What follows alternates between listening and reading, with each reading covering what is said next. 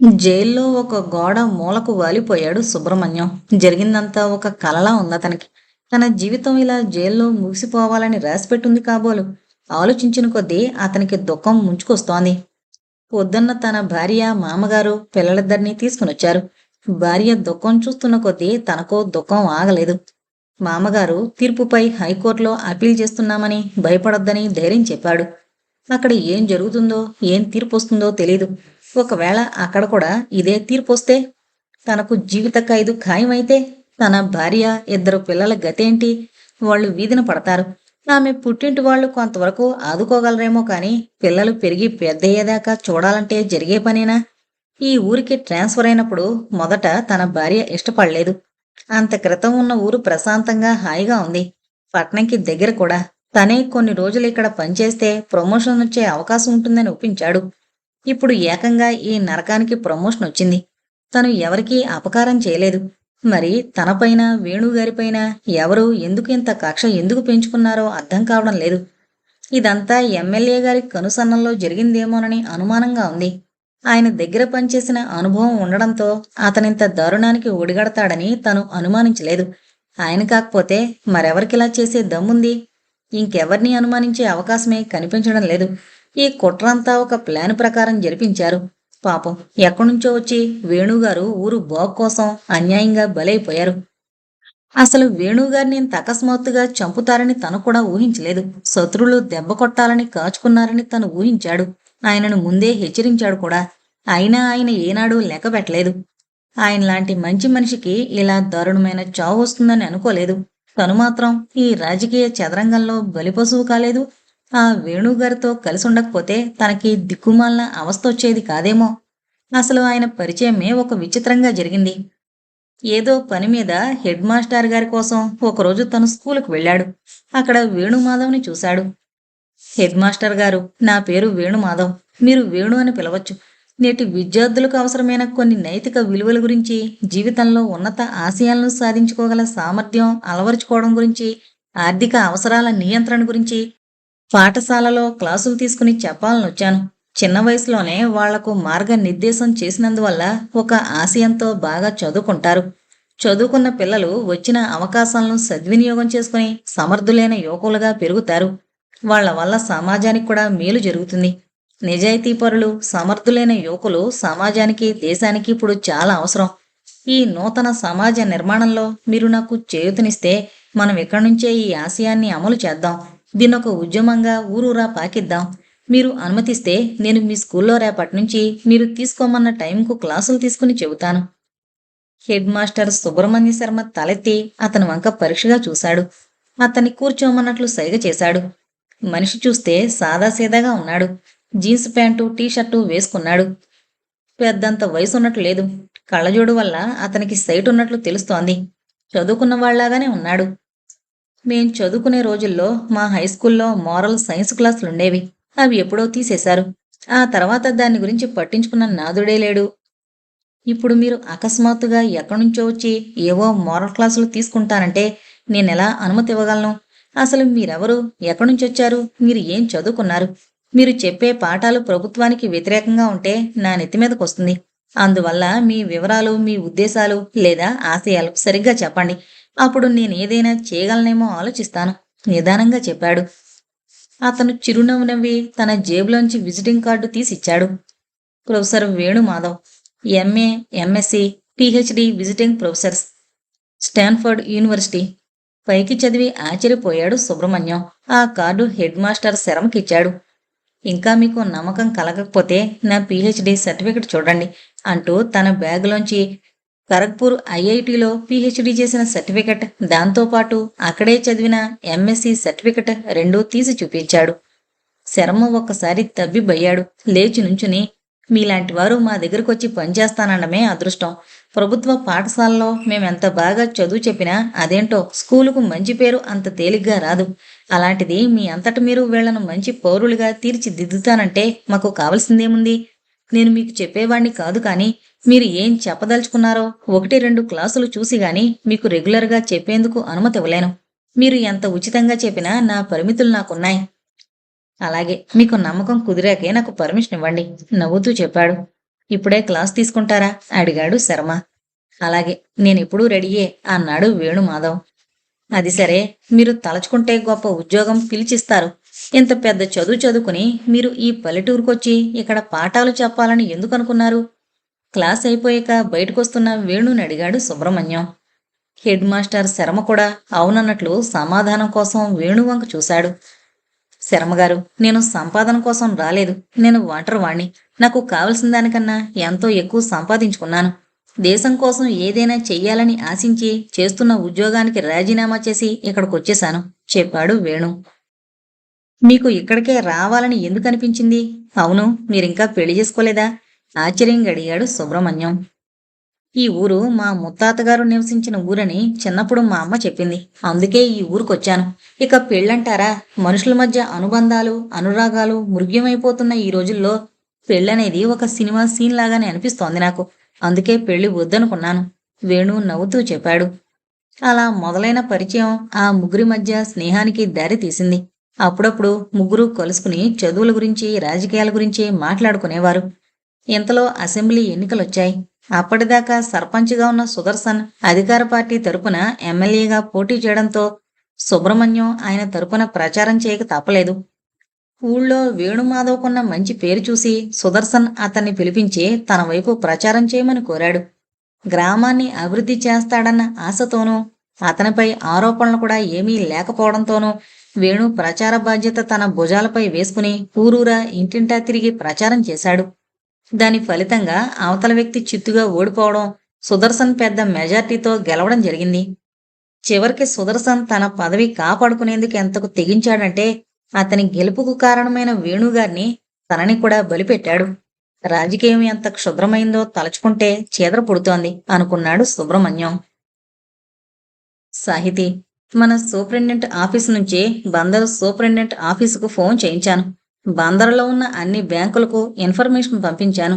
రాఘవరావు పేరుతో ఏదైనా లాకరున్నా, లేక 112 నెంబరు లాకరున్న కస్టమర్ పేరు రాఘవరావు అయినా వెంటనే నాకు కబురు చేయాలని నోటీస్ పంపించాను. పంపి కూడా వారం రోజులైంది. ఇంతవరకు ఎలాంటి సమాచారం రాలేదు చెప్పాడు ప్రసాద్ సాహితీతో. బ్యాంకులకు మన ఇన్ఫర్మేషన్ సరిగ్గా చేరిందో లేదో. ఒకవేళ ఆ మనిషికి బందరు బ్యాంకుల్లో లాకరు లేకపోయి ఉండొచ్చు, లేదా లాకరు ఆ పేరుతో ఉండకపోవచ్చు. నేనే పర్సనల్గా వెళదామని అనుకుంటున్నాను. రేపు సూపరింటెండెంట్ ఆఫీస్ నుంచి ఇన్స్పెక్టర్ సంతోష్ వస్తున్నాడు. 2 రోజులు డిప్యుటేషన్ పైన. నేనే ప్రతి బ్యాంకుకు వెళ్లి స్వయంగా వెరిఫై చేస్తే తొందరగా తేలొచ్చు. ఈ కేసు మొదటి నుంచి సస్పెన్సే. తొందరగా దీని సంగతి తేల్చాలి.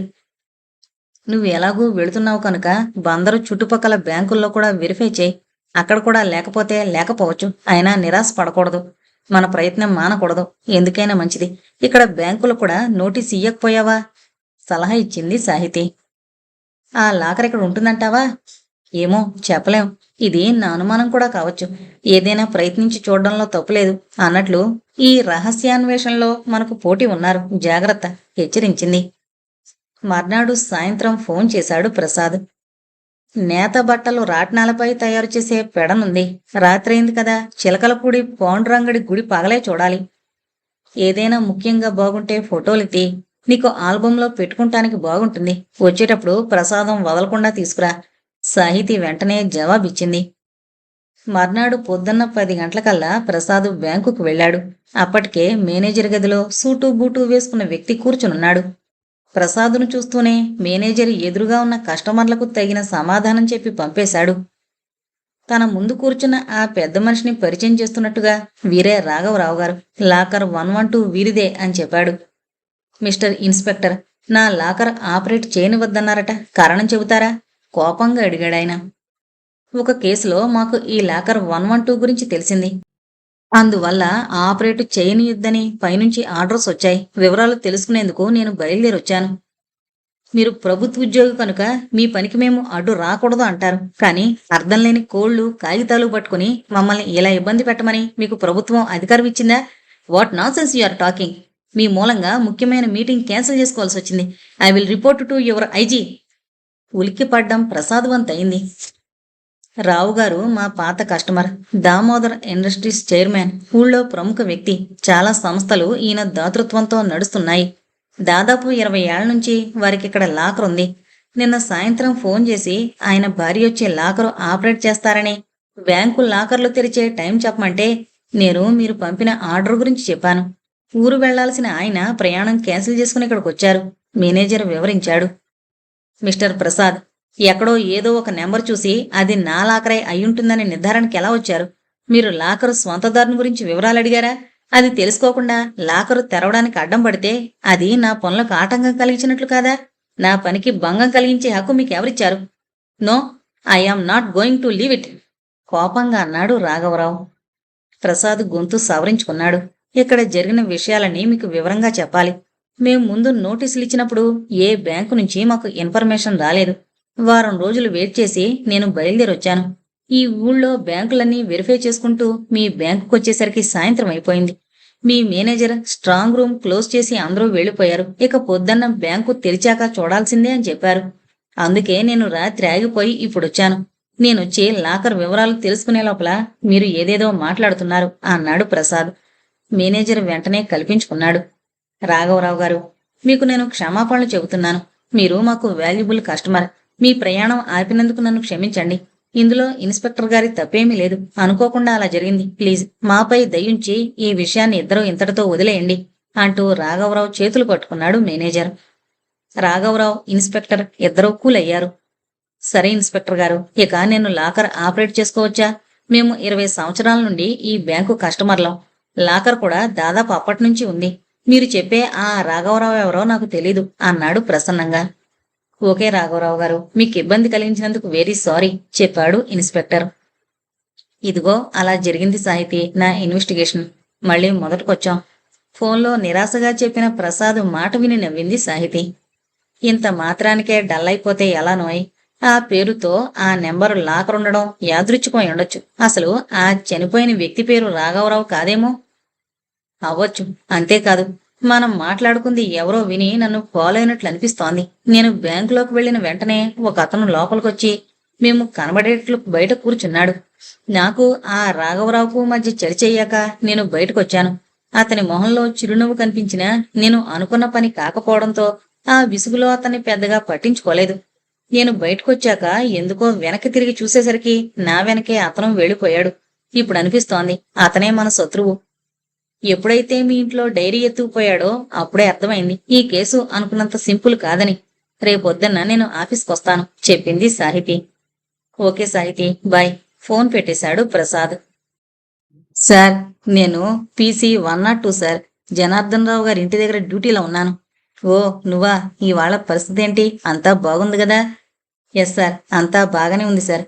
అనుమానించదగ్గ మనుషులు గాని పరిస్థితులు గాని ఈ 2 రోజుల నుంచి ఏమీ కనిపించలేదు సార్. ఓకే, రేపటి నుంచి నిత్యలకు ఫోన్ చేయి. నేను హడావిడిగా ఉన్నాను. కాసేపట్లో బయలుదేరుతున్నాం పెళ్లికి. ఒక 4 రోజుల దాకా బిజీగా ఉంటాను. ఫోన్ పెట్టేశాడు సిఐ రఘువీర్. 103 సుబ్బయ్య తన కూతురికి జ్వరంగా ఉందని ఇవాళ సెలవు పెట్టాడు. దాంతో డ్యూటీలో స్వామినాథన్ ఒక్కడే అయిపోయాడు. బయటికి వెళ్లి భోంచేసి అప్పుడే తిరిగొచ్చాడు. శీతాకాలం కావడంతో రాత్రి 9 గంటలకే చలివేస్తోంది. బయట గేటు మూసి లోపల వైపు గొళ్ళెం పెట్టాడు. వరండాలో అరుగు మీద దుప్పటి పరుచుకుని కూర్చున్నాడు. ఒక దమ్ము లాగితేనే కాని ఈ చలిబాధ తగ్గదని సిగరెట్ తీసి నోట్లో పెట్టుకున్నాడు. ఇంతలో ఒక కారు స్పీడుగా మూసిన గేటు తలుపులు తోసుకుంటూ లోపలికి దూసుకొచ్చింది. కారులో 2 ముసుగు వ్యక్తులు ఉండడం గమనించి స్వామినాథం తుపాకీ గురిపెట్టే లోపలే వెంటనే 4 గుళ్ళు అతని వైపు దూసుకొచ్చాయి. ఒకటి అతని నోట్లో సిగరెట్ ఎగరగొడితే, మరొకటి అతని భుజంలోంచి, ఇంకొకటి ఛాతిలో నుండి, 4వది తలలో నుంచి దూసుకుపోయాయి. స్వామినాథం అమాంతం కుప్పకూలిపోయాడు.